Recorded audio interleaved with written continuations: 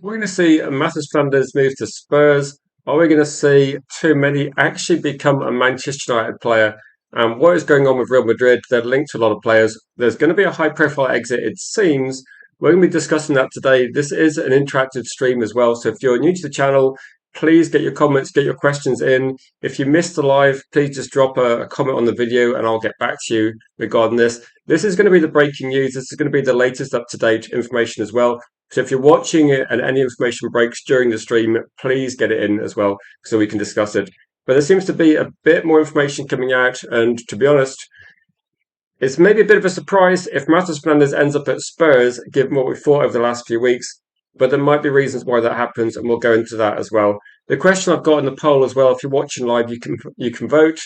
And you can say, like, would you prefer to get Tchouaméni or Matheus Fernandes if that's going to be Man United's next signing? So would you prefer Man United to try and get someone who would be a statement signing, wouldn't he? If Manchester United managed to get Tchouaméni, it would be one of these players that would be maybe an eye-catching transfer. And it seems unlikely. It might still be a bit unlikely, but there could be things happening. And it does seem that Real Madrid are looking at moving one of two players on, Camavinga or Tchouaméni. I think Real Madrid are looking to sell one of those players. It's starting to look now that maybe Rodri stays at Man City and maybe we see actually Enzo Fernandez being the main target for Real Madrid.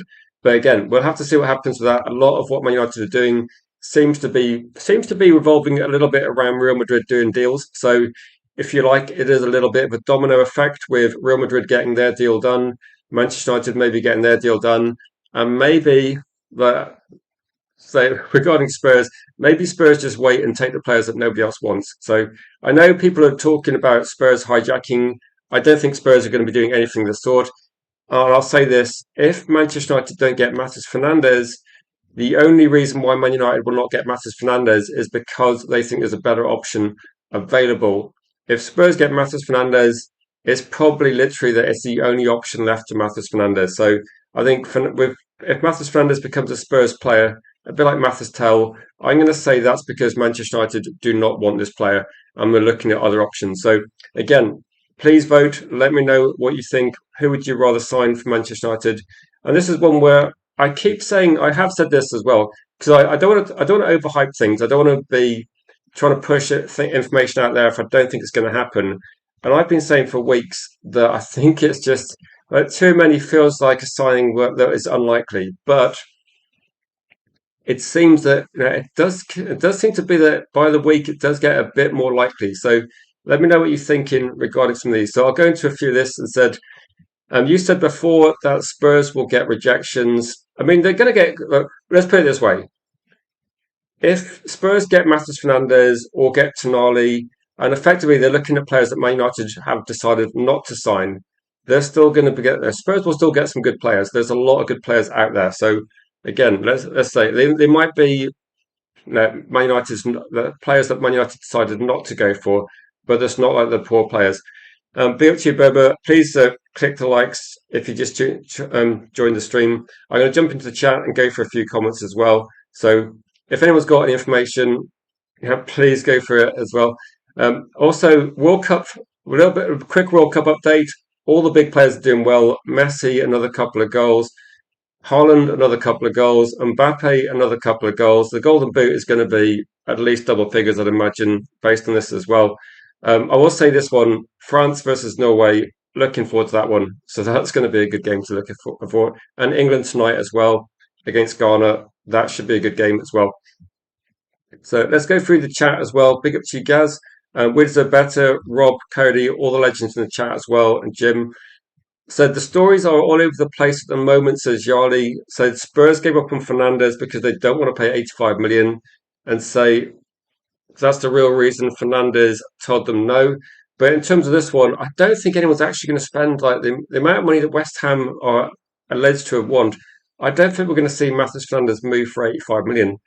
And I think Man United are going to be moving away from Matheus Fernandes if Tchouaméni's available, and that's still a big if. Like it might be that Real Madrid try and sell Camavinga and keep Tchouaméni at the club. In which case, I don't think Man United are going to be like. For me, the conversation between Man United and Camavinga is, I mean, there's nothing wrong with Camavinga. People question his injury issues a little bit more, but I think that too many feels like the best signing we can make in terms of replacing Casemiro. If Manchester United are going to be playing essentially the same sort of way as we did last season, and you're kind of looking for someone to come in as a starting player that's going to replace Casemiro. I've said this multiple times. Too many kind of ticks every single box, doesn't he? Defensively, world class.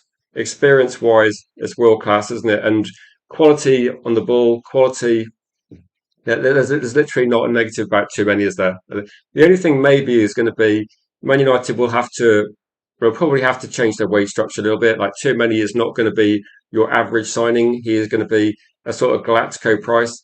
And it might be that the transfer deal will not be incredibly expensive in terms of how much you're going to have to pay up front, but the cost of the contract is probably going to be a little bit like the Casemiro contract is off the books, which is great. The Sancho contract's off the books, but we're going to have to spend that sort of money to get Tchouaméni in. But Tchouaméni is going to be playing.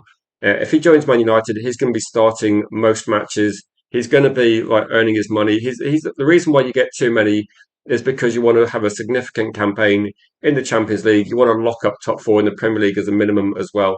It's for me, it's a top quality player. Be up to you, Jeff. Hope you're having a good morning and hope you're enjoying the World Cup. You get to watch it at a sensible time, unlike us in the UK. Welcome to chat, Luca, as well. I did see some story about Arsenal. Apparently, Arsenal are going to be making a bid for Rodgers quite soon. So maybe we're going to see a few other deals happening quite quickly as well. Slice of the Best Side B says it looks like we're going to be getting Fernandes and Tchouaméni, in your opinion. So I was thinking, okay, put it this way. If Manchester United, we've already got Edison, and part one of the medical got done, I think, a couple of days ago, and they're looking at getting the other part done. And probably it depends when Brazil get knocked out of the World Cup, or if Brazil win it, it'll be after the World Cup. But Tchouaméni or Fernandes, I've kind of thought, but I'm being a bit cautious in the market, and I'm not expecting Man United to get both these players. But they do seem to be the two players that are the links are not going away, are they? Tchouaméni gets mentioned every few days. Matheus Fernandes gets talked about pretty much relentlessly as well online and in the media. But you're suggesting that you think Man United would get both those deals. For me, if Man United got both those deals, I would be genuinely surprised.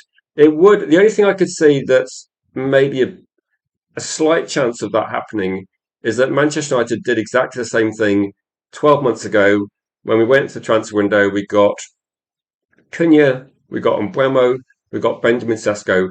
We spent about £200 million on three attacking players. And if we're going to be doing this sort of deal, like too many, we're kind of guessing what, 70, 75 million euros as a minimum. We're probably guessing, actually, that would be pounds, wouldn't it? We're probably guessing like what, 70, 75 for both of them, maybe. So if too many ends up costing about 80 and we get Matheus Fernandes for maybe 70, say 150, Edison's only about 35. So we could potentially get three midfield players signed for under 200 million, which would still be, I have said in the past that I don't think United would spend significantly more than 70 million pounds, maybe like 5 million, 10 million possibly, but I don't think we'd be getting close to 100 million. So maybe as a transfer window, if this is going to be represent the bulk of our spending, too many Matheus Fernandes, Edison, I think that would actually be extremely good. That you'd have Edison and too many who are mid-20s, they've got the experience. For too many, he's got the world-class experience. And if you're looking at someone like Cunha, someone like Matheus Fernandes, so not Cunha, Koumenu and Matheus Fernandes, I think that's like incredible. Like those four players as the midfield options would be levels above what we've had for years. So I'll go for Lucas' comment. It says, uh, "You think too many's a quality signing, a lot of experience, World Cup winner." Um, yeah, no, I think in Euros, Mbappe doesn't turn up in the Euros, does he? But he has won everything, and maybe that's going to be the sort of experience Manchester United need. Like, there's one thing having a younger team. I think it's great having a younger team, but having this quality alongside it, I think is something Man United certainly need to do. So yeah, heatwave's not really kicked in properly this side of the house yet, but it's going to be hot later on for sure. Mub says you'll be ecstatic if we get too many. I'll be surprised initially, really surprised.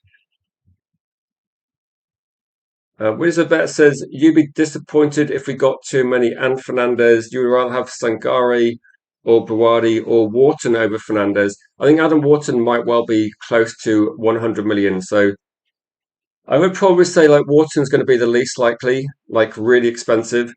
But I think Sangare, so I mean Sangare does work in terms of financially as well. Buwadi, I mean, I'm not suggesting that we're going to get both of them, but it's been put out there by that account. SIB said he thought we could get both of them. We certainly could be interested in both of them. I think, to be honest, I've said a lot of positive things about Buwadi.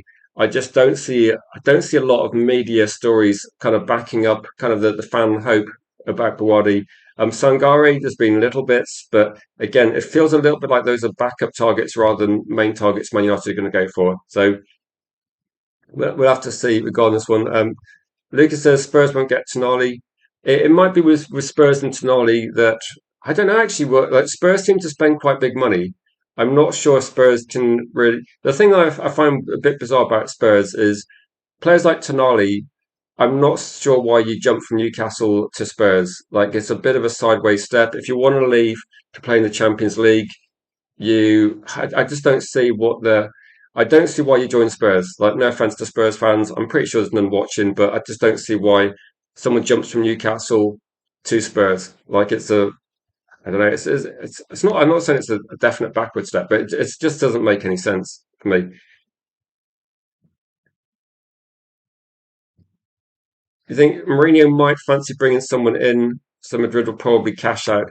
Now, if you're looking at this as well, this is why people think that someone's going to be leaving, a big player's going to be leaving Real Madrid. It looks like Real Madrid want to get Enzo Fernandez, and to be honest, I'm not surprised. In terms of Mourinho and Real Madrid don't want to bring in, they don't mind bringing in younger players to eventually replace the more experienced players, but Real Madrid aren't going to be doing a Chelsea type project, are they? Real Madrid want some of the finished articles. If they're going to let Camavinga go, which I think they would be happy to do, it might be that Camavinga is rumoured to cost about 50 million, 60 million euros, possibly that sort of price. Too many would certainly bring in a bit more money than that as well. So it might be that it's a bit like Man United trying to raise money a couple of years ago. Man United can sell McTominay, but they couldn't sell some of the other players. So if Real Madrid need to raise money, and it might be that effectively, there was a story yesterday which I posted on TikTok saying that Real Madrid have pretty much said to too many, there's no guarantee you're going to be part of the long term future at this club. So they've already kind of like sown the seeds of doubt, I think. And for some fans like myself and other people reading the articles are suggesting, and this is coming out from Real Madrid sources, are suggesting that maybe there's a bit more in this than we initially thought, and maybe too many is actually going to be. But it's kind of this situation, isn't it? I was talking about this yesterday, and I think this morning as well when I was doing a short video. It's saying too many has not signed a contract extension at Real Madrid. Real Madrid are not going to want to let a player like too many run his contract down, depreciate his value. So I think in terms of this one, Real Madrid would prefer too many to sign a contract, maybe. But if he's not going to, and maybe he's asking for a big increase. Maybe Man United, we might have to accept that Man United. Look, I don't really care about the wage structure at Manchester United. I know a lot of people don't want to see us spending too much, but if you're going to bring in someone like too many, you're going to pay him top quality. You're going to pay him like world class salary, a big salary, aren't you? You just have to as well. Chelsea want 120 for Enzo, says Scott. So that could be the missing part of the jigsaw, couldn't it? If you're looking at reasons why Real Madrid will sell too many, they're going to have to bring in a certain amount of money. I'm trying to think of. I don't think Real Madrid have made significant sales recently. They're rumored to be trying to make an astronomical bid for Elise. I mean, Elise's looked very good in the World Cup as well. Nearly scored a fantastic goal last night after a nice Mbappe move. But Elise's been looking really good. And I think he's going to be subject of apparently Real Madrid were going to offer something insane, like 220, 250 million euros, something like that. So it might be that Real Madrid are looking at a sort of Galactico signing or just a very, very big money signing.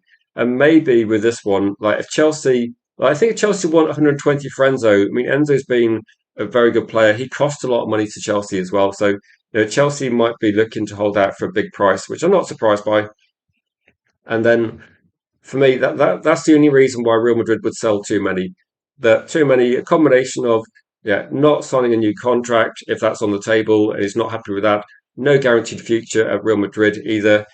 And if Chelsea are looking to charge 120 for Enzo, Real Madrid need to raise some serious cash for the restructuring they want. I mean, Mourinho is a bit of a checkbook manager as well, that he's going to go into a club, he's going to want some signings, he's going to want the people that can do the job straight away. And if he's not happy with what he's got there, maybe they're looking at changing things a bit. So, to be honest, I could see this deal happening with Enzo. I could see Real Madrid spending that sort of money. It would be a little bit of a surprise still. I still keep saying this. It still would be a bit of a surprise if Tchouaméni leaves and joins Man United, but we'd have to see if that happens. Morning to Mark and morning to Nikki.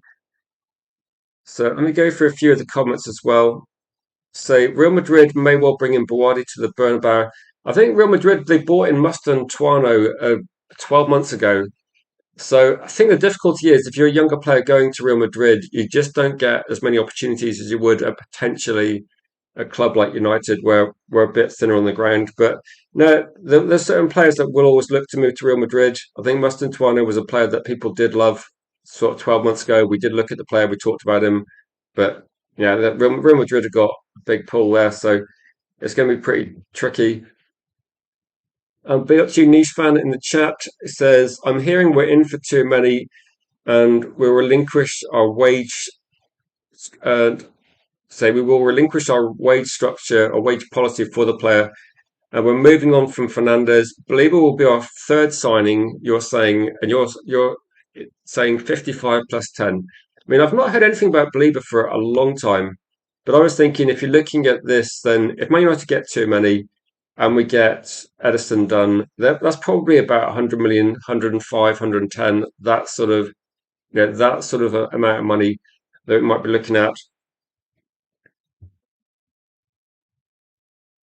So Enzo, yeah, well, I would see Enzo more as an eight, but again, it might depend what Real Madrid. Real Madrid aren't exactly, you know, aren't exactly got a problem for midfielders, so they've got a few options.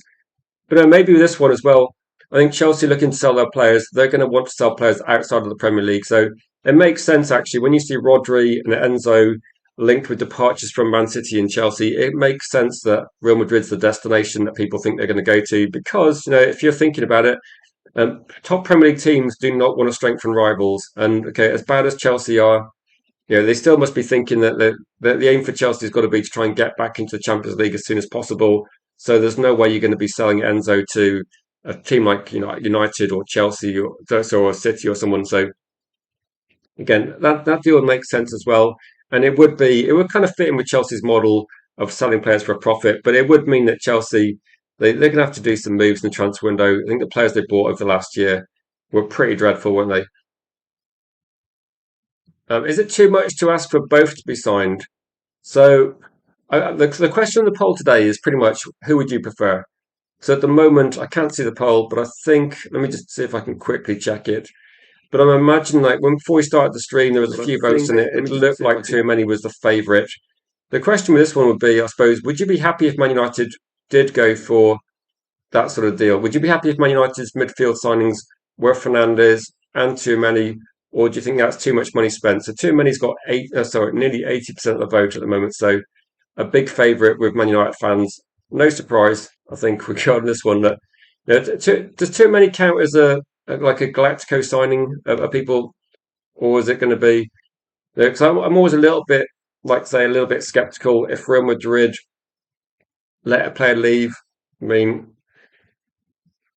so I wonder if the World Cup has inflated prices, even though players are not playing. Says Nikki.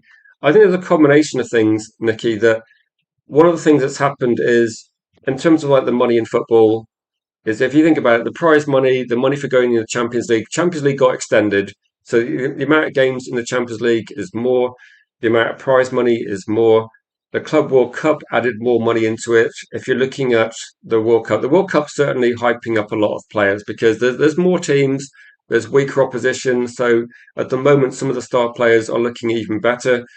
I would say that with the World Cup, it's a combination of things. There's more money in football than there ever has been. The Champions League the extended format, but also the rule changes regarding how much money you can spend have definitely changed. They've gone on from like PSR, let's say, to they've gone like they're looking now at a squad ratio cost as well. So it might be looking at turnover, looking at how much money you spend on players, how much you spend on salaries.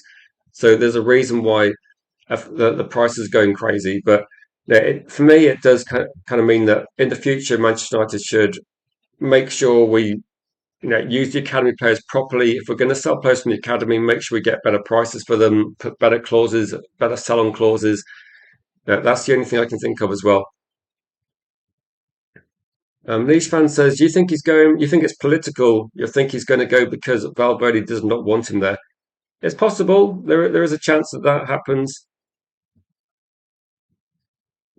And Elizabeth says, "You're saying you value too many at £90 million. If France wins the World Cup, expect that to be 100 million." Uh, with this one, I think France are an exceptional team, aren't they? And watching them play last night, okay, they're only playing Iraq. Maybe we're going to get a better idea about France and about Haaland as well when Norway play against France. But I'm expecting France to go quite a long way in this World Cup. They've got some very good players. Maybe if Elise goes for like over 200, that's just gonna make it difficult, isn't it? That I think Real Madrid, but they're looking at they're buying and selling players as well. So if they're going to spend 120 on Enzo, who I think maybe Enzo will cost that much, but it seems a bit expensive. And then there maybe with too many. That's going to be about the price, isn't it? When people say 75 million, we could get the deal done. I don't know. I don't think we can get a cheap deal for too many. Like this isn't kind of a player that you're wondering how he's going to get on. Too many would be expected to be one of Man United's best players pretty quickly. And I know that I would say it might take a bit of time to adjust, but yeah, we'll have to see. Yeah, no, suddenly there's not so much love for Matheus Flanders, is there? In the chat, too many is the marquee signing we need. Does anybody have an opposite view regarding this one? I've said for like a couple of months that if Man United have a couple of options on the table, like too many would be if he's available, would seem like the best option for someone that's going to come in. I'm not going to say he's going to fix our team, but certainly I would be excited to see too many play. Like there's someone that when you win like 97% of your duels, I just think okay, this is going to be a dependable, solid player. It's going to make it more difficult to play through Manchester United. I'll be looking forward to seeing how he gets on. But Nishman saying he's the market signing we need. Alex says we don't have many winners in the team. This is something as well, isn't it? Do you remember when we had Varane? Who, unfortunately, when we got Varane did have some injury issues. But when we had Casemiro, Casemiro is a big game player, but also he brings that kind of calm leadership to the team, which Man United do need.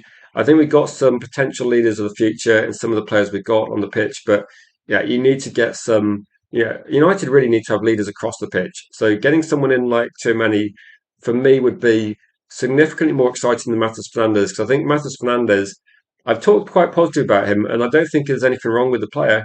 The question is going to be is, oh, how many years is it going to take Matheus Fernandes to get to the level of like an Eddie Anderson or too many, or get to a player that we're going to be reliant on every single week? Because it's going to be if too many joins Man United, the expectation is first team football every week. So that's kind of the level we're buying, and if it means that Edison is then on the bench watching, that's absolutely perfect because that's the idea that United should have. Like Edison's going to want to play matches, so it's going to push up a bit of competition as well. Edison is going to be levels above Agate an option off the bench as well. If West Ham want 85 for Fernandez, I mean, to be honest, like it might be that they're kind of similar price. If West Ham want 85 for Fernandez, there's no indication at the moment that is definitely going to cost more. I think most of us are just assuming that he should cost more because he's a better football player at the moment. But you never know regarding this one.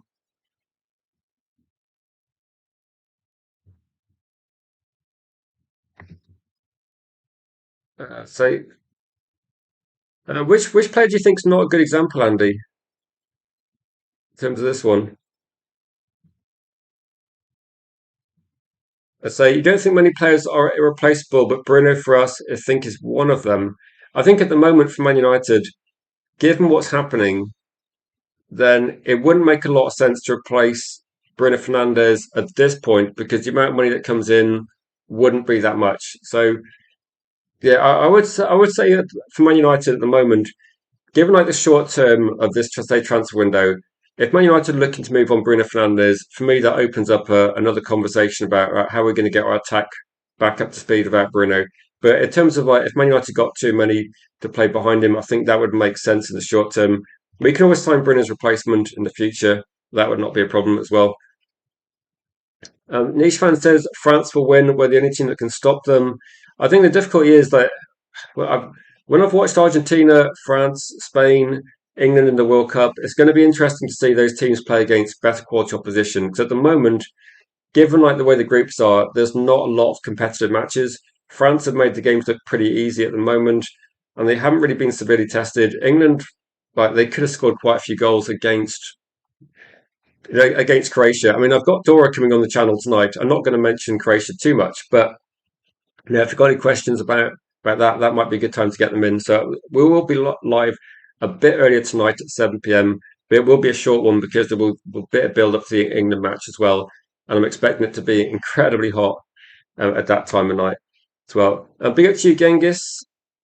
Cake says you have to go for the best player at this moment in time right now and say that's too many. If he's available, obviously, yeah, if he's available, is the biggest one, isn't it? If he is available and then he wants to come, I just think that I should have to get him in. Do you think that some of the news recently, this was kind of like something where when I saw it, I'll just put it up and see just a quick reaction to this. When you see a story that says Real Madrid will not sign Matheus Fernandes, and then it says the player prefers to join Spurs, my first conclusion with that one is Manchester United. If this is true, my first reaction was I think Manchester United have moved on. I think maybe they've had lots of talks with Matheus Fernandes, and I think Matheus Fernandes is a backup if Tchouameni's not available. That's kind of what I'm thinking at the moment. It seems that Elliot Anderson prefers a move to City. It looks like Man United regard Tonali as too expensive for what he brings. And it looks like Manchester United were going, right, we'll get Matheus Fernandes as our signing number two. But if Tchouameni's available, then that's the player we're going to go for. And it seems at the moment, I don't know what Matheus Fernandes' plan is at the moment, but if you're Matheus Fernandes, you're going to leave West Ham in this transfer window. You probably would rather go to Manchester United if possible. But if Spurs are offering you a way out of the Championship, where potentially, you play at Spurs, potentially you can still get your big move to Real Madrid. I've seen Modric do that, Gareth Bale do that. So you could, like, for Matheus Fernandes, I feel like he's an ambitious player that is going to jump ship as soon as a better offer comes in. So that's kind of my guess for this one. I think Matheus Fernandes is the player that you can get for a couple of years, but it's going to be a bit imagine a much better quality with a better attitude version of Garnacho. I think he's going to jump ship as soon as a better offer comes in. That's kind of my guess regarding this one. So, Argentina, yeah, Argentina did look quite solid, but I'm trying to think who Argentina played. I don't think Argentina played a serious team yet. So again, I think the group stage is going to be interesting, but yeah, Norway is yeah, a tricky one. I think I just say to people that Norway is going to be a little bit of a dark horse for me. It should be good. It should be good. So England are very leaky. That's the only flaw. It's kind of like England looked a bit nervy at the start. That's what I'd say. Sorry to hear that, Stephanie. Hopefully you're feeling much better, and hope it's great to get back in the comments. Hopefully you're feeling better, and hopefully that's the last of the doctor's visits. But good to see you in the chat, Stephanie. So we wish you like all the best, and hopefully you recover. Considering our pay structure, my gut says Tchouameni accepts 250 basic and 50 bonus, 20% instead of the usual 25, and maybe we get there, making the second highest paid player at the club. I think Tchouameni might be. To be honest, if you're Tchouameni, then if you can get something along the similar lines to what you're getting at Real Madrid, but obviously you're going to have a bit of a contract extension at Man United. I'm guessing United would want him on a 5-year plus one, something along those lines. And it could be that with this in mind, that maybe the difficulty is, and someone sent me some information this morning. The difficulty is with the tax system. Real Madrid seem to have like some sort of slightly different tax laws in terms of how they operate in Spain, which does mean that they're not paying as much tax on some of the salaries. And it does mean that if Real Madrid pay, say, if Tchouaméni takes home 250K a week, then the cost to Real Madrid is going to be significantly less than it would be to Manchester United. So because of the tax system in the UK, I think in Spain it's a lot lower, and Real Madrid actually have some preferential rate as well, which seems a bit suspicious, but it's how they operate in Spain. And it does mean that for Man United, too many would be a more expensive player for Man United to pay than Real Madrid. But I think if United are serious, you'd have to offer him a significant and he has to get at least what he's getting at Real Madrid. There's no way we can give him less. And I think that the only difficulty is like with bonuses and things, Man United's Champions League bonus isn't as guaranteed as it is. At Real Madrid, you're in the Champions League every single year, aren't you? Niche fan, you're saying Bruno peaked. If Bruno peaked, the only worry I've got with Bruno is could we see like I don't think we'd be getting enough to be honest. Be it you, Bilal. Hope you're good. Niche fan says you agree Fernandez is the backup. It's just my guess, isn't it, that when some of the stories are kind of ongoing a little bit as well, it just feels a bit like Man United have got. I'm just trying to think of other work. Do you remember when Mathis Tell was linked to Man United? And I think Mathis Tell was like someone we were considering. It's a bit like having like Conor Gallagher. Conor Gallagher was someone we would have done a loan deal for, and we got him in, but Man United weren't serious about offering him a long-term contract. It just feels at the moment that Spurs are obviously in a more desperate situation than Man United. They almost got relegated, and they've been at that part of the league twice now. So Spurs need to improve massively. Like Spurs need to make sure they don't get relegated. That's probably the bottom line because that would be financial disaster for teams if you lead the Premier League. And I know you get parachute payments, but you're losing so much money. BHU Real says Tuchel needs to fix the defence. So I'm guessing with this one, like I say Man United, England played quite open against Croatia. In the second half, it was quite different. I would just say like the first couple of games of the tournament, it's about easing yourself in. I mean, I would say that France looked a bit average in the first half in their first match as well, and I don't think Argentina played a top quality team yet. So there's been a few surprising. There hasn't been a lot of clean sheets, and there's been a few surprising teams that scored goals. Yeah, so Matheus Fernandes, jack of all trades, says I think Matheus Fernandes is good. But I think Matheus Fernandes is quite a young player as well. Big up to you, Gaz, in the chat. Do you think we'll go for too many if it comes available due to his wage? That's probably that's probably the biggest question, isn't it, Nikki? I would be honestly like if Manchester United are serious about getting better quality football players into the club, then there's no way that Man United can undercut other teams and get these players. Like too many, he knows his market value. He's coming in as a World Cup winner, a world class signing. He's not going to come in for like the same sort of salary that Conor Gallagher's getting paid at Spurs. Like nobody thinks that's going to happen. Well, it shouldn't. It shouldn't happen. I'm not suggesting Man United are going to be paying, like the 400K that Mo Salah was getting paid at Liverpool. I think Trent might have been on something similar. Haaland, Kevin De Bruyne. That most teams are paying a lot bigger salaries than Man United at the moment. And I've always said this: there's one thing about paying. If you're going to pay Marcus Rashford or Jadon Sancho crazy salaries, that's one thing, and that's a massive mistake. But if you're going to bring in people like too many who've got the proven quality, you can't undercut what is essentially like a market value. You can't Man United can't pay too many less than City are going to pay Elliot Anderson, for example. It would just be like poor practice. They're ultimately the best players are going to be demanding the best salaries. So I think United, like in terms of like his wage isn't crazy at the moment. It's about 200 basic, about 50 bonuses. I think something along those lines. So maybe about 275. Man United paid about what if we paid Mason Mount £250,000 a week, didn't we? We're paying Cunha over like sort of like 325, something like that. We're paying Sancho and Rashford. We're getting paid that, so I think we can definitely do that. Like we could definitely do that for sure. Someone asked a question saying, "Will Komenu get some minutes?" I would be surprised if Komenu doesn't get some minutes in this match or start in the last match because it would make sense. But like if you're looking at the squad, then the World Cup, obviously England are going to be one of the favourites. They're expected to go quite deep. The question's always going to be is like, okay, you got Declan Rice, you got Bellingham, Anderson, you got players playing well, and it's one thing like now if Man United, let's say if England beat Ghana, for example, and then they got a Panama the last game, I think it's important to get mainly some minutes on the pitch, maybe significant minutes. Maybe he gets some minutes tonight. Maybe he starts against Panama in the final game.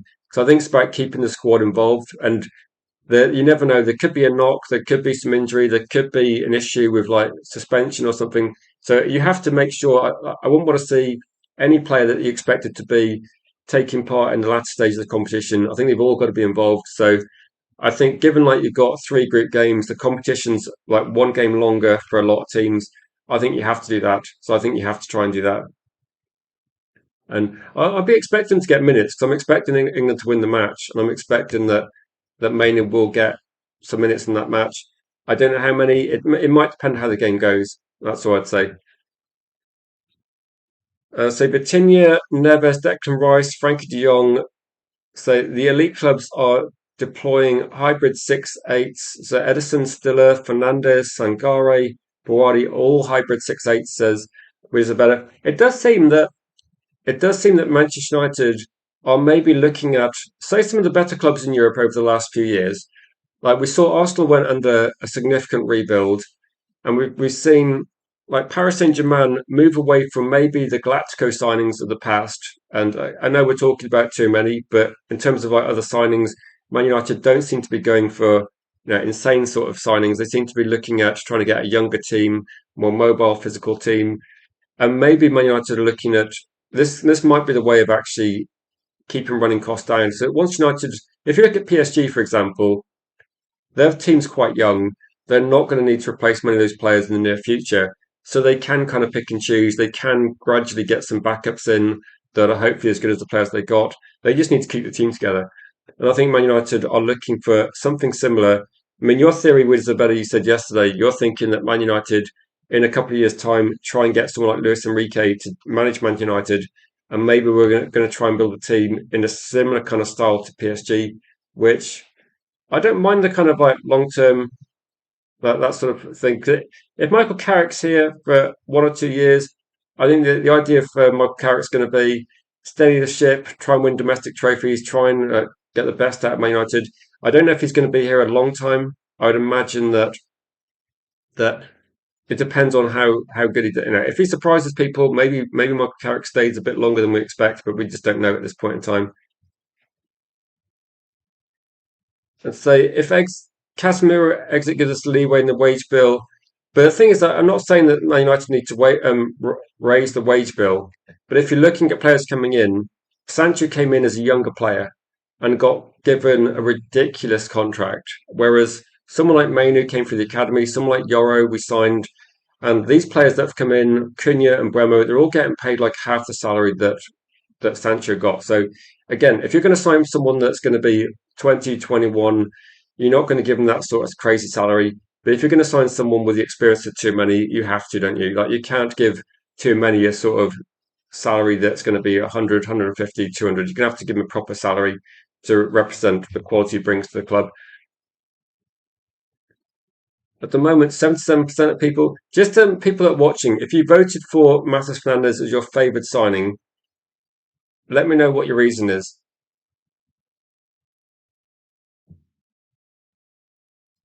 I say new cap. Are you talking about? I think with Man United, they've definitely got. It feels a bit like we've got a sensible wage structure at the moment. But again, I think if you're looking at the players we got, we didn't have a player of the quality of too many in the squad, did we? So we didn't have someone that's in their prime. So we'd have to probably look at him being a bit more expensive.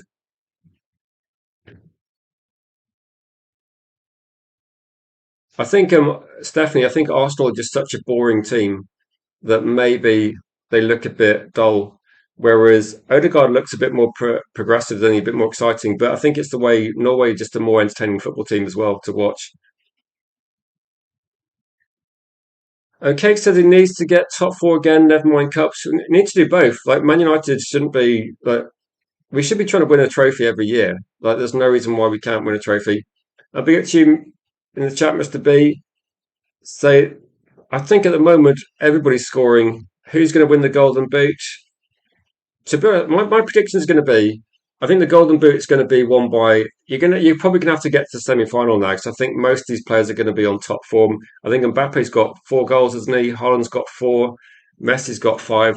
I think it might just be which team goes the furthest in the competition. So unless I wouldn't bet against Mbappe because he's already got like a hat trick in the final 4 years ago. I wouldn't bet against Mbappe unless they get knocked out. So I'd say Mbappe for me, but we'd have to see.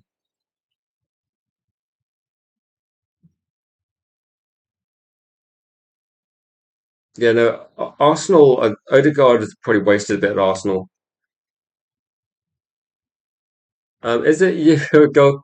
I think with the goalkeepers, I think at the moment we're just seeing that the ball flies through the air. It's more difficult. If you've seen, I've seen a lot of goals in this World Cup from like a lot of goals from distance. I'm just thinking at the moment the ball's just more difficult, swerving more, harder for goalkeepers. But yeah, players are taking early shots as well.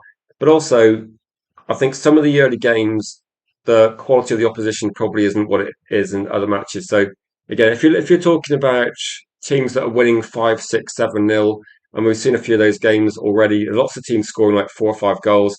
I think the reason for that is that the World Cup's been expanded. Some of the teams are stepping up, and some of the teams are actually giving a good account of themselves. But we are seeing some teams get completely destroyed, aren't we? And we are seeing like Messi and Haaland and some of the goals that Mbappe got a tap in, Haaland got a tap in a couple of games. So there's been defensive errors, but I would also say Mbappe's hit 2 crazy goals. But Messi as well. You question like some of the goals have been a bit savable, but it's not a big issue, is it? And Debasa says, "Dream signings, dream contract." Now, anybody got a reason to sign Matheus Fernandes? That so I know 22% of people have voted for Matheus Fernandes. Why would you go for Matheus Fernandes over too many? Just for balance of conversation. Andy says the quality of international football not the greatest. Thing is, though, it's been a bit expanded, isn't it? So it's a little bit like the Champions League. If you get more teams in, you're just going to get some weaker opposition, aren't you? And France against Iraq is hardly an even match, is it? So I mean, when teams like Iraq or I'm trying to think who it was was it South Africa, when teams are trying to play out from the back and they clearly aren't of the level of other teams, it's going to end in tears, isn't it? So we saw that a few times. I think the quality of the top teams is the same, Andy. I think it's just been diluted a little bit, isn't it? So it feels a little bit like France, Argentina, Spain, Germany. It feels like some of these teams just get like a warm up game in the group. The game's not particularly. You never heard of Caruso? I've heard of like Blue Caruso, the drink. I'm not sure whether that's where it comes from, but there has been a couple of been a couple of teams where I thought I didn't even realize they'd qualified. But I remember doing a watch long for the World Cup draw. I didn't even realize some of these teams had qualified. But fair play to Caruso. I'm trying to think who it was that actually, Caruso have got badly beaten, but Jordan, Caruso, some of these teams they're there just to I don't know they're just there to try and make up the numbers a bit for the competition. But if anything, it does kind of mean that when we're talking about Mania and other games, yes, 7-1's not a competitive game, is it? It's not.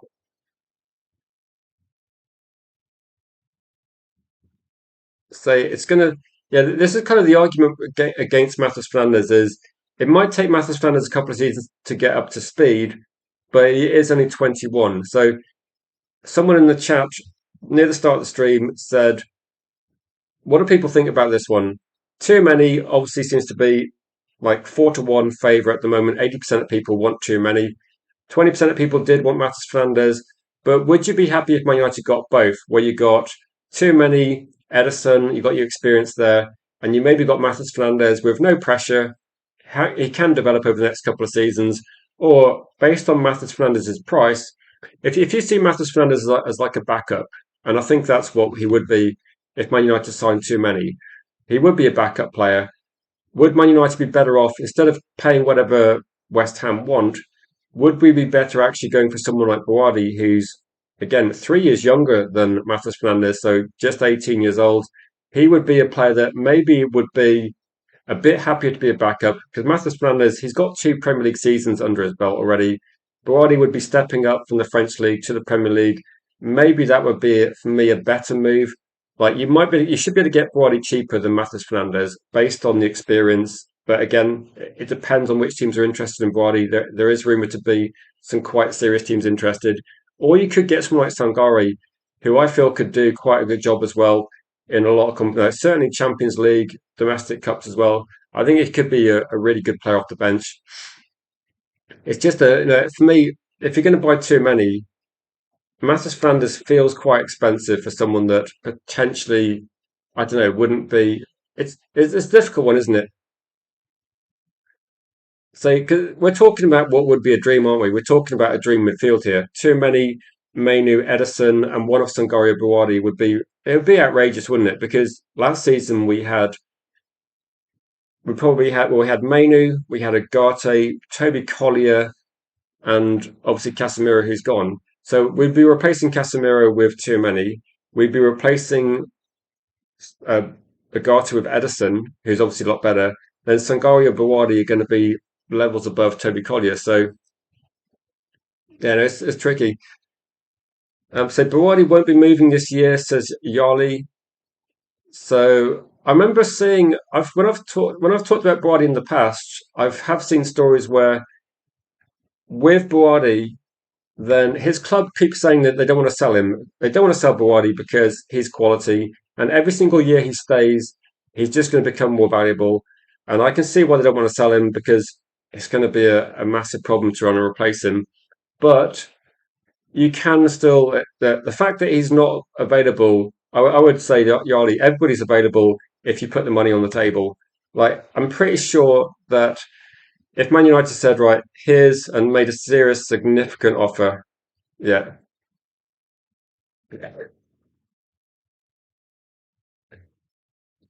I saw your comment, Bilal. Come on, Bilal. It's, I'm only doing one transfer stream a day. There's going to be tonight. We're going to have Dora on, so it'll be a different voice to listen to. The Glazers and Ineos should regenerate Old Trafford into a 150,000 seat stadium with their own money, says Samuel. So I think that the stadium plan as well that we saw yesterday, it's going to be a little bit. Yeah, no, I have heard of him. It's been talked about. No, I think with this one, I don't think United. I think United are going to go for a 100,000 seat stadium, but it's probably going to piss off a lot of the season ticket holders. Because I'd imagine exactly the same thing that happened at Spurs. The season ticket prices will be incredibly hyped up. Like so, there's going to be a big increase in the prices of tickets. It's going to make it. So I think it's going to be great to have a new stadium, but I hope they're not going to be like I don't know how much they're going to try and charge, but I'm sure they're going to be using it as an excuse to push prices up. And so there's going to be obviously a positive having a 100,000 seat stadium, but there will be some negatives. It might be. It feels like it should be easy to get tickets because you've got an extra 25,000 capacity, but it might cost a lot more than it used to. And be it to you, Danny. I think with Buwadi, I think Buwadi moves to the right price. It might be that all the stories you've seen over the last sort of 12 months and 18 months when we've been talking about Buwadi, we've just had, I think what we've seen is like, I always keep seeing the same sort of story saying that the club don't want to sell Buwadi, but for the right price, he would probably go. That's what I think regarding this one as well. Please don't forget to smash the likes if you're new. Don't forget to know, subscribe to the channel. And if you are new as well, don't forget to interact as well because I kind of read out comments as well. So I'll try and go through as many people's opinions and comments as you'd like. Are people interested? Quick question: are people interested in potentially any calling shows midweek. I haven't done anyone for a while. I took Father's Day off for obvious reasons. I was doing other things. But if people are interested in the call-in show, then I don't mind setting one up, but it's only worth it if people are interested in joining. And what I might do is maybe it'd be like a 7 p.m. sort of time slot in the week. So I try and miss like the 8 p.m. kickoff and maybe do like a 45 minute, like to an hour show if people are interested. But it could be like loosely related to transfers. I'm absolutely fine with whatever content people would like to see. A World Cup ticket price is a vision of what football looks like for the common man. Now, I've seen actually a few games where I don't know if people have the same view. I've seen a few matches in the World Cup where it doesn't look like they're selling all the seats, and they look like a reasonable amount of seats empty. I don't know whether it's like people taking the seats late, which I mean, when I've been at Old Trafford, as soon as it kicks off, it's literally like I can't recall seeing any spare seats at all. It's usually completely rammed. But some of these games in the World Cup, I mean, particularly when the second half's starting as well, lots of empty seats you see. And I keep meaning to actually look at it on sort of 75 minutes, see if these seats have been taken up. But I think, unfortunately, as bad as it is, then they'll probably see that if they can sell out enough seats, they won't mind as well. So for season ticket holders, it's going to be a big hike, isn't it? As well. I say Man United are in transition, not like Madrid, mostly on the up, so it would be difficult adjustment of a humbling reality. Are you talking about the cost, like the transfer cost, the salary costs? $600 general price for a round one ticket. So I heard that a few people I know were paying about 1,000 to try and watch as well. So now they're going to have a new stadium, aren't they? Because I remember growing up, it used to be Old Trafford, Villa Park, always used to be used for certain. If you're looking at it, they used to be used for FA Cup, didn't they? So if the goal of Ineos is to replace older fans with new TikTok influencers and increase pricing so others cannot afford it, then they're on the right track. I think the frustrating thing is that with the T, I remember when we were talking about the TV money, and the TV money is like such a big percentage now of the club's kind of like financial situation that the only thing that will happen is if people just decide that it's too much and start walking away, then I mean, when you go to grounds and you have like proper fans, there's going to be a much different atmosphere, isn't it? But if that's what they want, then they're in danger of like because every sport has sport can't take support for granted that people can change their minds and start watching other games. So there will be like a cut off point where it becomes just too much as well.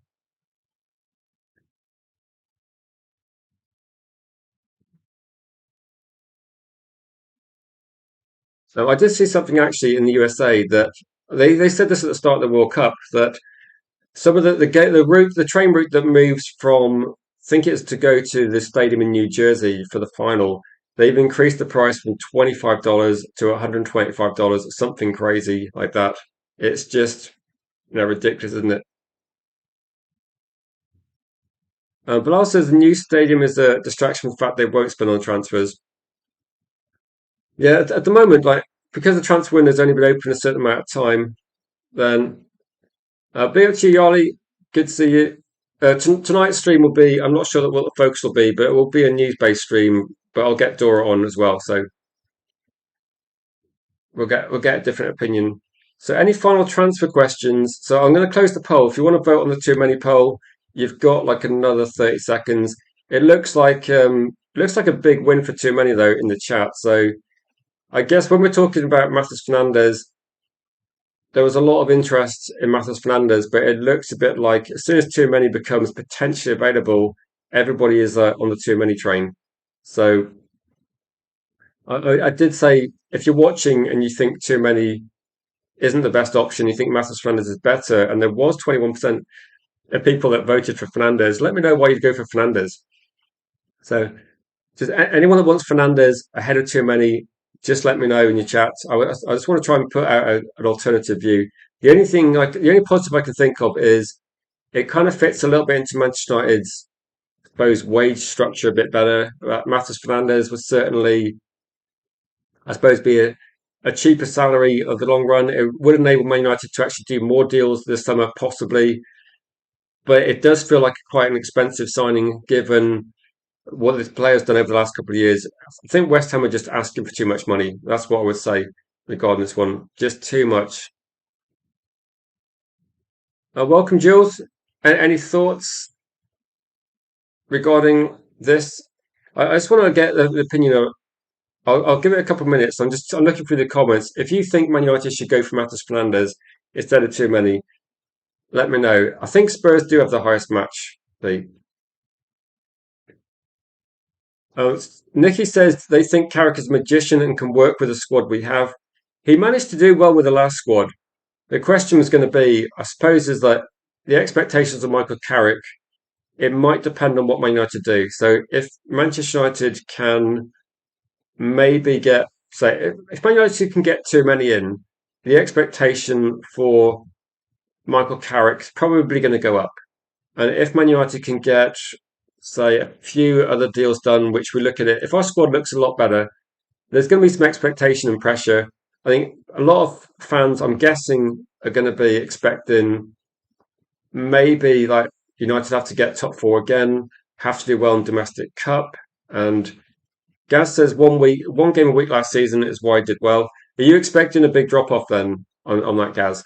So at the moment, it's really difficult to say too much because yeah, well, once you get 2 games a week, you've got to have a better squad, and Michael Carrick will have no place to hide. Will he? Like, I think there's a lot of positive about Michael Carrick at the moment, but people won't be that patient if things drop off. I think it would be for me. Look what happened to Newcastle, and that's not acceptable for Man United. Like we can't go back to finishing mid-table. The expectation has always got to be minimum Champions League participation, and you've got to get through the group stage of the Champions League, do well in domestic cups. Like I know we haven't got the best squad, but we have to try and get the best possible out of the team. And I think Michael Carrick will be.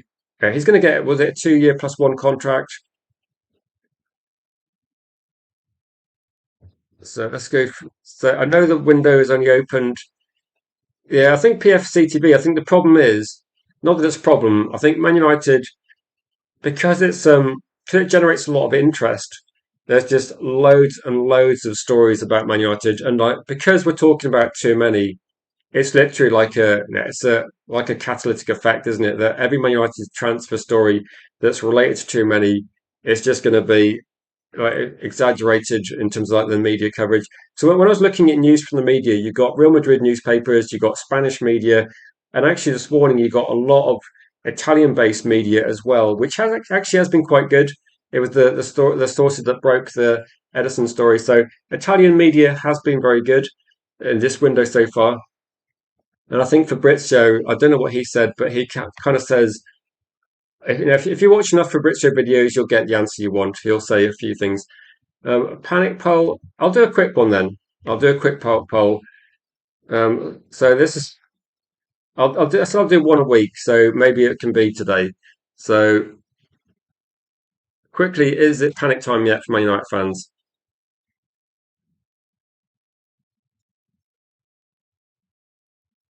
So the transfer window's only been open a week. So we'll do a quick panic poll. So yes, no for this one.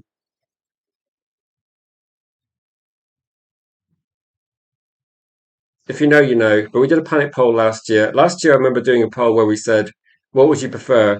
And the option was no deal or panic buy towards the end of the window. I think it might have been actually. I think it might have been the Belieber situation towards the end of last summer. And we said, "Look, would you prefer Man United to do no deals or do a panic deal?" And to be honest, actually, people voted for a panic buy at the time. So interestingly, when the season starts or when the season's ending, people go, right, no panic buys, no panic buys. And as soon as the transfer window is close to getting shut, people will change their minds. So, I mean, I think it's too early to panic, but I'm putting it out there just so we can see that it's the 23rd of June, okay? So, next time we do a panic poll, we'll do it on maybe the end of June, start of July. So, that's going to be do you remember the deadline, 30th of where this is West Ham's deadline. Apparently, West Ham might need to spend money before the 30th as well.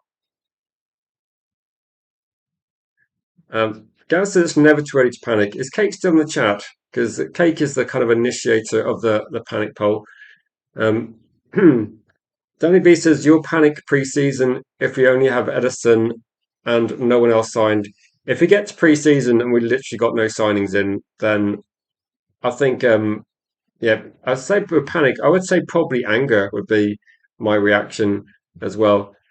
Yeah, if people if people could just keep their panic on the kind of low down for the second, just try not to get too panicky.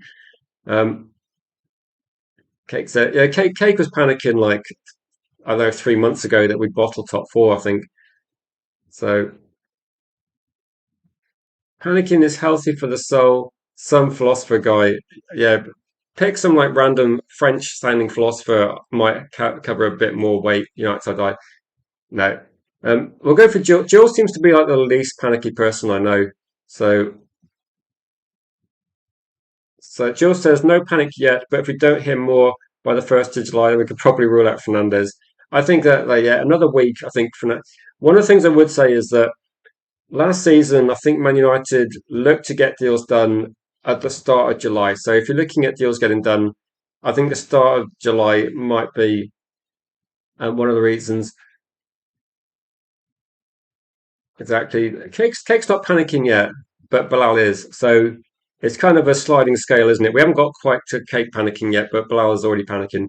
I'm not panicking yet. I'm just kind of like I'm hovering between dissatisfaction and anger. So it's not really panic, it's more like general dissatisfaction with the club as well. Too many say will be too massive upgrades. So too many in Hall would be quite expensive, but so Readers of Better says you're going to panic if we don't sign Lewis Hall. Can you imagine actually? Maybe this is going to be like a dream one as well. A dream transfer window for me would probably be too many. Getting Bawardi as well. So you got yeah, it feels like too many is Man United's top target at the moment. But I would say get two players in midfield to go alongside Edison. So I'm going to say too many in Bawardi to start with. And then Lewis Hall. I mean, other left backs are available, but I don't mind Lewis Hall. And if Man United address the attack with like a backup and we've got a centre back, for me that would be perfect window. Like perfect window. Obviously we need a goalkeeper backup, but I think we can get one of those quite cheap. And I don't think we need to play too many games. But I'm kind of like hoping we don't get cheap signings as well. And Nikki says you're panicking because the rumours we buy a player for over 30, say 80 million and won't pay high wages anymore. So you're worried about cheap signings. If Man United don't pay the sort of signings that top players demand, we're not going to get top players, are we? You can't get if you get if you're interviewing candidates for a job and there's an excellent candidate who could walk in, do the job straight away, then you pay them like the value that the job demands. You probably pay them near the top end of the pay range. If someone comes in with less skills, you're going to pay them less, aren't you? Like, it's just that football is probably one of the industries where the best football players generally get paid more. It's generally a meritocracy. Generally, if you pay shit salaries, you're getting shit players. Unfortunately, Manchester United. The problem with what we've done is this is kind of like Man United in a nutshell. Paid mediocre players elite salaries. For some reason, some of the players at our club are not worthy of the salaries they got paid, and that needed to change. But that does not mean that world class players that we could try and sign, they should be getting those sort of salaries. If Man United signed a player like Haaland, we'd have to pay like a massive salary, but we'd have to accept it because that's what Haaland. If you want Haaland, you have to pay that sort of salary. And if Manchester United wanted to get a Batinia or a Lise or any of these sort of players, you have to pay them the same sort of salary that other clubs will be prepared to pay. You simply you cannot get a better deal, unfortunately. Yeah, I think Eric Cantona probably said quite a few things about the Glazers we can all agree with. So maybe he would be the best person to listen to. Um, how do how do we pay PSG for what they paid for Ugarte, but now we can't even shift him? We did exactly.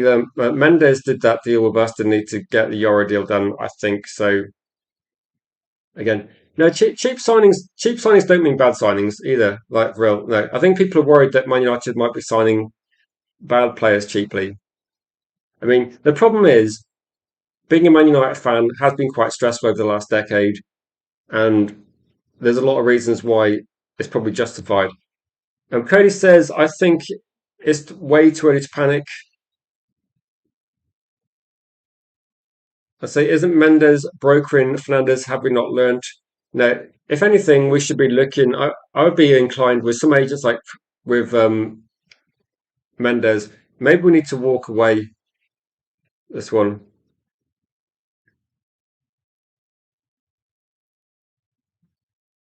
So exactly. We walked away from Brandthwaite, didn't we? And we got a better deal. So I said this. I don't think Man United are already serious club. I don't think they're going to buy players based on World Cups. They'll be buying players they've scouted over the previous 2 years. So playing well in the World Cup is going to be honest, actually, at the moment, if you watched a lot of World Cup matches like I have, most of the players playing well in the World Cup, we already knew they were good players. Like I don't see a lot of players that have surprised me at the World Cup. Like most of the players that are doing well, I expected them to do well. I'm not surprised. And if there's a mediocre team playing against a top quality team, I'm not going to be reading too much into that because the World Cup is going to be throwing up those sort of games. So let's have a quick look at the panic poll, see if Man United fans are getting stressed already. So at the moment, that's not too bad. Anyone want to quickly vote? And don't forget to smash the like as well. Try and get as high up as possible. If you're able to hype the stream as well, that's always great to do. So, is it time to panic? So, at the moment, 24 votes in that one. Yes, say 42%. So, at the moment, 60-40 in favour of not panicking. So, nothing to worry about, Man United fans. Just remain relaxed. It's only June still, 23rd of June. At the moment, Man City have not signed Anderson. Spurs have not signed Tonali. Man United haven't really signed anyone properly because we need to get the medical done. So, yeah, just a little snapshot as well. So, if people say, is it time to panic? Say, well, I don't know, 42% of people think it is. But at the moment, the vast majority think it's not time to panic yet, guys. Just chill. Yeah, I don't think I'm going to be watching the Portuguese passing to Cristiano Ronaldo experiment. I mean, hopefully it works better than the dreadful rubbish they produced in the first match, but we'll see. I mean, I have seen like a bit of a backlash on social media to Bruno, but I didn't watch the Portuguese game to start with. I might watch some of it, but we're going to be doing a live stream tonight, so I might actually no, it might be in the middle of that. Is it 5-7? Ronaldo is raging, but not running. It seems. Yeah, don't forget to like vote. Don't forget to subscribe. Don't forget to share the stream. And if you want to panic, it's up to you. That's kind of one thing where you get it's what's the word? Everything's obligatory apart from panic. That's something you can decide on as well. When's the next England game? The next England game is 9 p.m. tonight. G Wolf's going to do a watch on for that, I'm pretty sure. So I'm guessing build up will be a bit before that one. It's going to be what 9 p.m. kickoff, so build up might be 8ish. So I'm going to try and do a stream 7 p.m. to 8 p.m. tonight, quite a short one, myself and Dora. Hopefully there's some breaking news, but if you've got any thoughts on something you'd like to discuss, I mean, it's going to be a little bit like, yeah, it's going to be good. But please tune in tonight at 7 p.m. I'm going to try not to mention Croatia getting thrashed by England, but feel free to bring it up if you want. I was like, Dora's like, I think Dora will be fine. Like, Dora knows that her team's probably going to get through. Like, they're going to destroy Panama and they'll probably beat Ghana. But no, we'll be focusing on like Man United stuff as well. Jim says you're going to wait till deadline day to panic. Yeah, that's what Man United do. No panic, and then on deadline day we panic and buy some players we never heard of, never intended to get. So that makes a lot of sense. But guys, I'm going to head off. Thank you for watching. Thanks for the brilliant comments and questions, and great job by the moderators as well. If you're new to the channel, welcome. Hopefully you enjoyed it. And crate of beer coming in. You got to stay hydrated, mate. You got to stay hydrated. I've got some. Hopefully, I've got some ice cream still. I still have like one mint cornetto, and luckily my children don't like it too much. So, and maybe some ice cream arriving tomorrow. But it's going to be a heat wave. Stay safe as always, and great to see you back, Steph. Like, really hope you're feeling back to your old self. And thanks everybody else for watching. Enjoy the rest of your day. 7 p.m. is where we get the sparkling water is available as well, or beer. or ice cream, whatever you want, or a mixture of all. But take it easy, guys. Stay safe, and we'll catch you at 7 p.m.